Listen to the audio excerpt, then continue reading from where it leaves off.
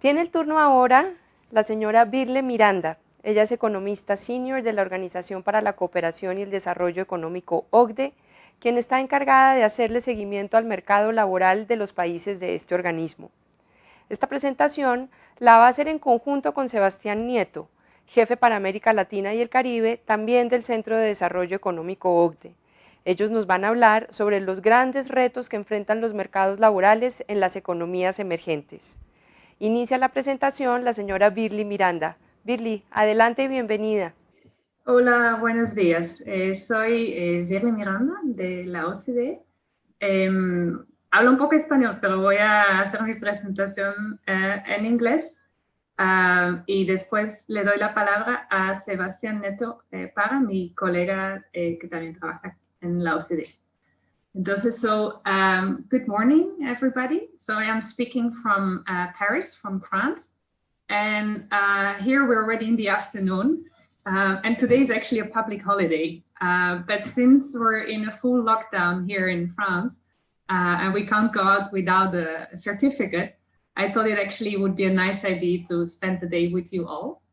And so in my short presentation, I will give you some figures to show you what this nasty virus did to our labor markets here in OECD countries and how governments have been trying to limit the damage.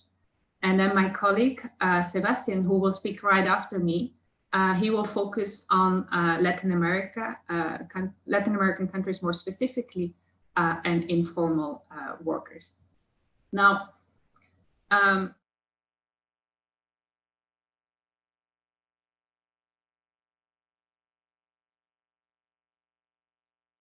in a decade. In January, we only had 5.3% of unemployment.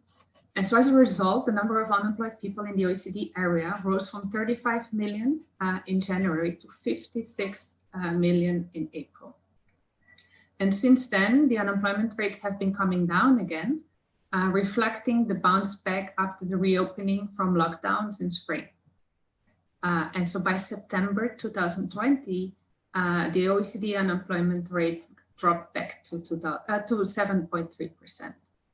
However, as you can see in this chart, unemployment remains considerably above the situation at the beginning of the year. And as we all know, the crisis is not over yet. And especially the recent uptake in infections in many of our countries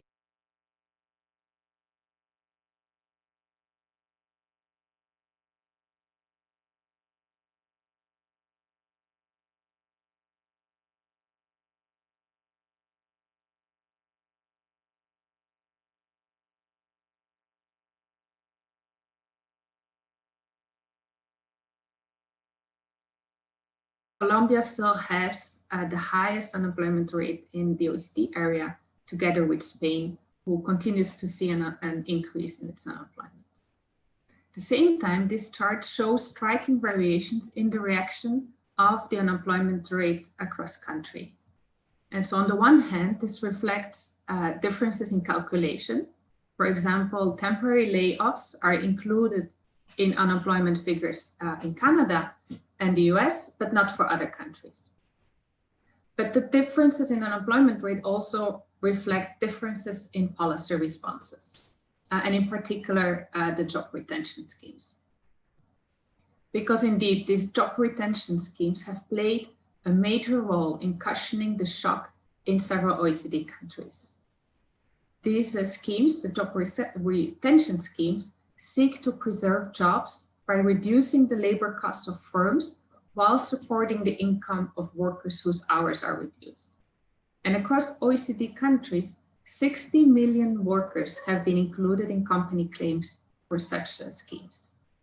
And these instruments play a major role in explaining why many OECD countries did not experience the massive surges in open unemployment that you saw in Colombia, but also Canada and the United States.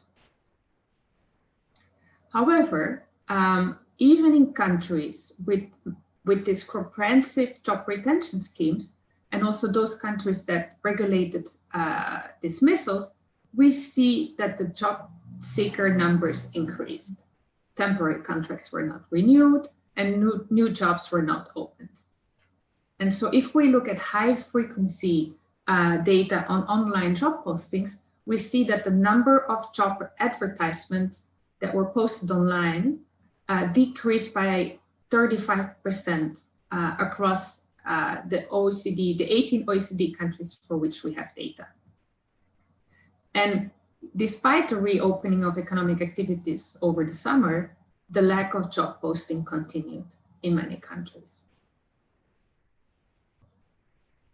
And so when we take into account both this extensive margin of adjustment, so that's fewer employed workers, and also the intensive margin, which is fewer hours worked among those workers who keep working, the impact of the COVID-19 crisis on OECD labor markets has been on average 10 times bigger than in the first months of the global financial crisis.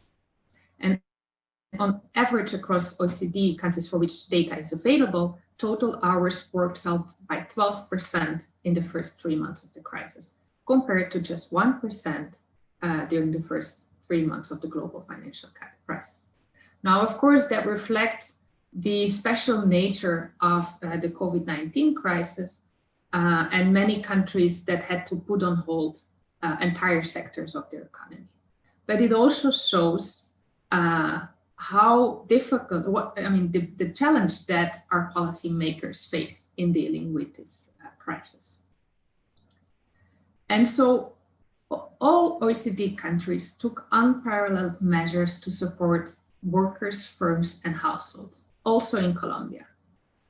All countries have provided financial support to boost companies' financial liquidity, whether it was to grants, loans, or taxes, or social security deferrals. And almost all countries have strengthened or extended their income support.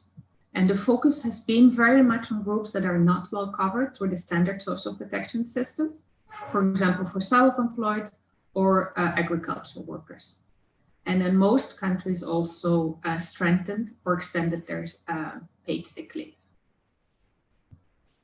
At the same time, we know that the economic consequences of the COVID-19 pandemic have not fallen with equal severity in all shores.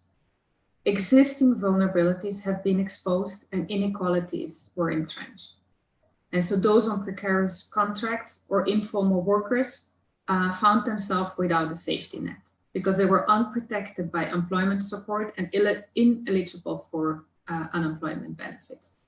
And in Colombia, more than 60% of workers have no access to social protection. And for them, the risk of slipping back into poverty is very high. But there's also other workers who have limited means to protect themselves. It's, for example, self-employed workers, temporary workers, part-time workers. They all have been particularly exposed to the shock. And they also account for a big part of the sectors that was mostly affected. Young people are also among the biggest losers. And by the unemployment rate is about double as high as the unemployment rate for the total population. And also women. Women have been affected on all fronts. First of all, they were the front line. They were on the front line in the fight against the virus because they present 2/3 of the health workforce. They also take on a much larger share of work at home. And at the same time, they had much larger initial job losses than their male counterparts. And so an example of the unequal impact is shown in this chart. On average, in the OECD, in the 11 OECD countries with available data, 50% of the workers in the top earnings quartile reported working from home in April, compared to only 29% in the bottom quartile. On the other hand, we see that 40% of the workers in the top quartile reported having stopped working, compared to double as much, 30% of the workers in the bottom quintile. And also, we know that, well, the containment, the lockdowns, mitigation policy, they formally apply to all, to the entire population. However, not all population groups adapted or could adapt with the same speed or depth. And so here I show you fine-grained data that was collected from the smartphone location company Gribit, showed that before the COVID-19 outbreak in the United States, people living in higher income neighborhoods used to move more than those in lower income neighborhoods. And at the same time, in the left panel, on the right panel, we see that they stayed home less before the crisis. However, after the outbreak, the trend completely inversed, and people living in lower income neighborhoods continued moving more, and they stayed home less. And so given the uncertainties about the near-term outlook, the OECD considered two epidemiological scenarios. One, where the virus continues to recede and it remains under control. And then a second one, where a second wave erupts in autumn 2020. And of course, by now it is clear that the double hit scenario is a reality already in many of our countries. And so according to OECD projections, unemployment levels are projected to drop significantly. In the double hit scenario, total employment is projected to fall by 8.4% by the end of 2020, which is equivalent to 53 million jobs. In a single hit scenario, if the second wave would have been kept under control, total employment would have fallen by 5%, which is still a significant rate. The projections also show that the recovery will be gradual. Total employment at the end of 2020 is projected to remain 4% lower than at the end of 2019. And at the same time, these projections also show that the decline in employment in Colombia is one of the largest amongst OECD countries, together with the United States and Ireland. Now, with the continuing health and job crisis requires countries to adapt their policies. And we need, on the one hand, adjust crisis measures to heterogeneity across workers and firms, but on the other hand, rebuild a fairer and more resilient labor market. And so many of the measures that were taken at the beginning, they need to adapt to the changing circumstances. For example, we need to boost job creation through tax cuts, targeted tax cuts, and subsidies and investment programs. Governments should also consider extending the unemployment benefits, income support, while unemployment rates remain high. And some of the programs that were rapidly introduced at the beginning of the crisis would need to be targeted better to those who need it most. The OECD also encourages the governments to increase the capacity of the public employment services and raise spending on active labor market programs. However, we do not just need to rebuild the existing world, but we need to become more resilient and more inclusive in our policies.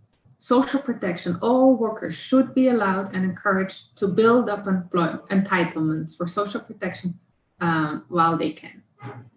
But we also need to invest in the skills. The current crisis may speed up the transition to the future of work with a loss of many low and middle skilled jobs.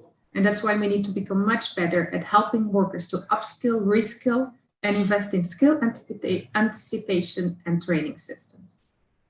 Now, of course, the socioeconomic situation in a country like Colombia amplifies the challenge of fighting this pandemic, and especially the high levels of informality and the difficulties faced by these workers are extreme. And so with these words, I would like to make the transition to our next speaker, my colleague Sebastián Nieto Parra, who will dive deeper into the issue of informality. Now, I thank you for listening to my presentation and wish you all an excellent continuation of the conference. The remainder of the program look very, very promising and interesting. And so in case you would like to learn more about the work of the OECD, I invite you to follow us on Twitter at the address I indicated, or subscribe to one of our newsletters. I also added my personal email address in case you have a specific question. Thank you very much. And now the floor is over to you. Thank you. Sebastián, adelante, bienvenido. Primero que todo, un agradecimiento muy especial a Sofondos por esta invitación, en particular a Santiago Montenegro, por este foro que precisamente nos ayuda a entender mejor dónde estamos y para dónde deberíamos ir respecto a los mercados laborales en América Latina. Mi presentación se basa de los trabajos que hemos venido haciendo en el Centro de Desarrollo de la OCDE sobre las implicaciones socioeconómicas de la crisis del COVID-19 y las prioridades de política pública que necesitamos para la región para buscar una recuperación sostenible y duradera.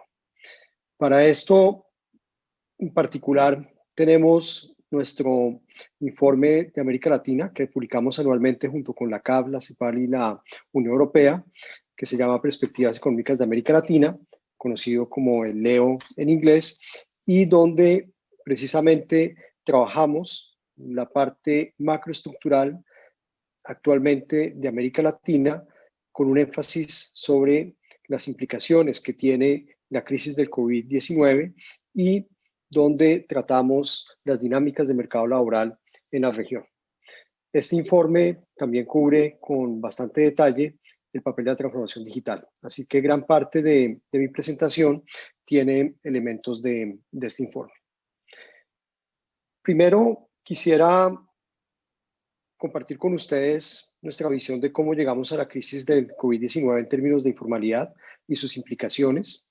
Después hablaremos sobre hacia dónde vamos respecto al futuro del mercado del trabajo y finalmente cómo hacemos para lograr una recuperación sostenible e inclusiva en América Latina. Entonces, voy a empezar precisamente en cómo llegamos a esta crisis. Y el punto de partida es que nuestras ganancias en productividad laboral han ido cayendo en forma relativa a la economía mundial. En los años 50 hablábamos de una informalidad, perdón, de una productividad laboral que representaba cerca del doble de la productividad laboral de la economía mundial. Y hoy en día esta productividad laboral de América Latina es menor que la productividad mundial. Entonces, hay unas pérdidas de productividad que están estrechamente vinculadas con una alta informalidad que se mantiene en la región. Cuando hablamos de informalidad, por supuesto, es un concepto complejo, donde es la causa y consecuencia de muchos aspectos de la política pública y de las características de cada país, y donde su medición también tiene diferentes formas y precisamente los indicadores que vemos de una fuente u otra pueden cambiar bastante. Simplemente para resumir, en toda esta presentación de informalidad tenemos en cuenta tres aspectos. Primero, si los trabajadores que trabajan domésticamente son remunerados o no. Segundo, si los empleados están cubiertos por un régimen de seguridad social o no. Y tercero, si los empleadores o los cuentapropistas están registrados o no. Entonces, bajo esta definición, que es mucho más compleja, pero para resumirles, tiene esos tres elementos. Miramos que en América Latina estamos hablando todavía de una informalidad muy elevada. Más de la mitad de los trabajadores son informales, con una alta heterogeneidad. Una alta heterogeneidad donde tenemos países como Uruguay o Chile, donde es inferior al 30%, mientras que en economías como Honduras o Bolivia estamos alcanzando cerca del 80% de informalidad.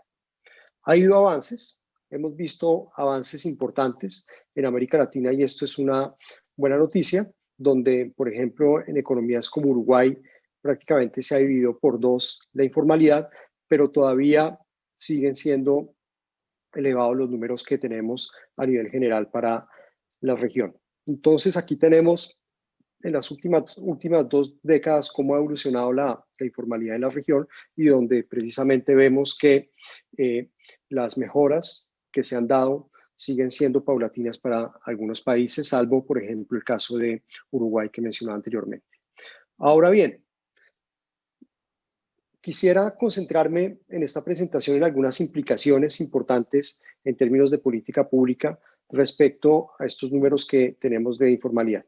El primer punto es el impacto de la crisis del COVID-19, que sin duda alguna es asimétrico y afecta ante todos los más vulnerables, y donde las respuestas de política pública se han focalizado precisamente en esta población más vulnerable y ha permitido un sinnúmero de acciones. Ya Billy mencionaba varios de las acciones que se han tomado a nivel mundial. Muchas de estas acciones son similares para países como Colombia, que mencionó Billy, y en el caso en particular para los trabajadores no cubiertos por ningún régimen de seguridad social o de asistencia social, se han tomado acciones. En el caso de Colombia, ingreso solidario; en el caso de Perú, bono familiar universal; en el caso de Brasil, una extensión de Bolsa Familia; también la política de emergencia en Argentina, en Chile. Entonces, digamos que se ha actuado de una forma ágil, eficiente y focalizada, lo cual es algo bienvenido para precisamente ver que se pueden tomar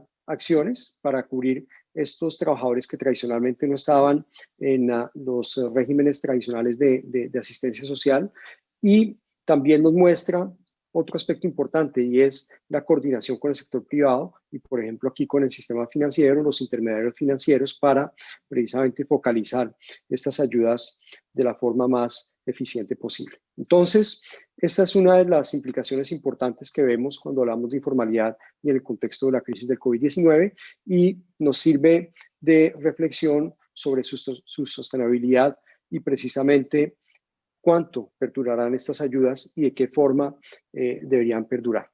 Este es el primer aspecto que quería compartir con ustedes. El segundo tiene que ver con el ciclo de vida de los informales. Y vemos que prácticamente en todos los países, si ustedes miran en este gráfico, la tasa de informalidad por grupo de edad tiene una forma de U, es decir, que afecta ante todo a los más jóvenes y a los mayores. Es algo sumamente importante y ya se discutía anteriormente en este foro, vinculado con el envejecimiento de la población. En el caso de muchos países de América Latina, estamos hablando que la tasa de informalidad de las personas mayores es cercana o mayor al 70%, con lo cual un envejecimiento mayor de la población nos llevaría a una problemática complicada para la región, donde se necesitan también acciones importantes. Cuando hablamos precisamente de los mayores, vemos que son ante todo personas que son cuentapropistas, sobre todo son en el rango a partir de los 55 años, vemos que aumenta fuertemente si comparamos con los jóvenes, y precisamente es uno de los elementos a tener en cuenta cuando hablamos del tipo de políticas que se necesitan para resolver o contribuir a la formalización, que sin duda alguna de lo que hemos visto es que es algo que perdura en el tiempo y donde afecta sustancialmente a las personas mayores. Otro elemento fundamental, y el tercer punto que quería mencionar, muy importante, es ya no hablar solamente de la informalidad a nivel del trabajador, pero también a través de los hogares. Y es útil considerar precisamente las decisiones de política pública bajo espacios fiscales tenemos en este momento reducidos y tener el ámbito del hogar. Tenemos hogares donde sus trabajadores son totalmente informales. Tenemos otros hogares donde sus trabajadores son informales y formales, o también tenemos hogares totalmente formales. Y lo que vemos es que cerca de 2 latinoamericanos de 5 latinoamericanos están en hogares totalmente informales. Eso es algo muy importante para tener en cuenta sobre políticas de protección social, mientras que cuando hablamos de hogares mixtos, estamos hablando de 1 de cada 3 latinoamericanos que están dentro de estos hogares. Ahí vemos precisamente un margen de maniobra y una acción de política pública que podría diferir precisamente de los hogares totalmente informales para ver de qué forma logramos los incentivos a la formalización y no que perdure precisamente que un trabajador formal cubra a todos sus miembros del hogar, incluidos los trabajadores informales. Entonces, nuevamente difieren las acciones de política pública y por eso es muy importante nuestra vista ver también la composición de los hogares, algo que también está totalmente vinculado con políticas de género cuando hablamos de hogares mixtos y formalizar precisamente mujeres que muchas veces son las que pertenecen al campo informal dentro de estos hogares mixtos. Y esto es algo fundamental, el análisis precisamente de estos hogares mixtos, que si vemos en América Latina y en este gráfico, desde el inicio de este siglo hasta 2018 o los datos más recientes que tengamos, vemos que paulatinamente se ha ido reduciendo el número de hogares informales, mientras que la proporción de hogares mixtos o formales han ido creciendo. Precisamente este tema de buscar políticas que incentiven la formalización, buscar también mecanismos que contribuyan a generar competencias de algún miembro del hogar que es informal, es fundamental. Un cuarto punto que quisiera insistir es el de la distribución del hogar, que varía totalmente dependiendo de la ubicación. Y tenemos a nivel rural, sobre todo, hogares informales, mientras que a nivel urbano vemos precisamente una mezcla entre hogares totalmente informales, pero también hogares mixtos. Nuevamente, aquí, estrategias productivas en el campo rural que permitan la formalización de todos los hogares es fundamental, donde precisamente vemos acciones de clúster, por ejemplo, de desarrollo para generar empleo formal a nivel rural. En el campo urbano es algo donde nuevamente volvemos a la discusión de los hogares mixtos y qué tipo de estrategia se debe tener. Entonces, por el lado de la informalidad, 4 implicaciones importantes vinculadas con esta crisis. La primera, las respuestas que se han dado han sido acertadas, focalizadas, eficientes. Un tema importante es saber la sostenibilidad de estas políticas. Un segundo aspecto es la edad de la informalidad o de los informales, donde vemos precisamente un campo importante de acción por el lado de los mayores y de los jóvenes. Después, también la unidad de análisis, cuando hablamos de hogares, la diversidad que tenemos entre hogares mixtos y hogares totalmente informales, y finalmente el campo territorial, donde también vemos discrepancias importantes de informalidad. ¿Hacia dónde vamos? Es un tema sumamente importante y que lo hemos visto con esta crisis. Hemos visto una tendencia al alza del comercio electrónico, por ejemplo, y en general de la economía digital con esta crisis, y lo que vemos es que se ha vuelto todas las políticas de transformación digital no solo una oportunidad, sino también una realidad y necesidad. Y frente a eso, en el campo laboral, algo sumamente importante pues es el futuro del trabajo, donde de acuerdo a las estimaciones que se tienen de la evaluación de competencias de adultos de la OCDE, las pruebas PIAAC, en las cuales tenemos a 4 países de América Latina, vemos que más del 20% de los puestos de trabajo tienen un alto riesgo de automatización. Y en particular, en promedio, vemos para América Latina que estamos hablando de cerca de un 24%. Esto es cerca de 10 puntos porcentuales más de lo que tenemos para el promedio de los países de la OCDE. Entonces, políticas importantes hacia el futuro del trabajo por el lado de las competencias que se necesita, la estrategia productiva que se necesita llevar nuevamente en la región es fundamental para generar empleos a estos trabajadores que pueden perder sus puestos de trabajo. Entonces, nuevamente, no es de defender el puesto de trabajo, sino generar las competencias necesarias a los trabajadores para buscar una buena reinserción frente a una tendencia global que es la transformación digital. Sobre competencias, precisamente vemos que independiente del nivel de educación, todavía las competencias digitales es un reto importante para América Latina. En particular, si vemos a los adultos con un nivel de educación inferior a el nivel de educación secundaria superior, prácticamente no vemos que tengan un nivel acertado de competencias digitales, y en el caso de adultos con una educación terciaria, vemos que a pesar de tener los niveles de competencias digitales para algunos de estos, la proporción sigue siendo bastante reducida si comparamos con el promedio de la OCDE. Entonces, es un tema fundamental de las competencias, que también esta crisis nos recuerda la importancia de las competencias digitales que necesitamos tener en las escuelas, en particular por parte de los profesores, para poder seguir dictando las clases como vimos en los periodos de confinamiento, pero de forma general integrar dispositivos digitales en la enseñanza pública y privada. Entonces, es algo que nuevamente nos recuerda de acompañar desde edad temprana a los estudiantes, y para eso la calidad de las competencias digitales de los profesores es fundamental. Discrepancias importantes en América Latina.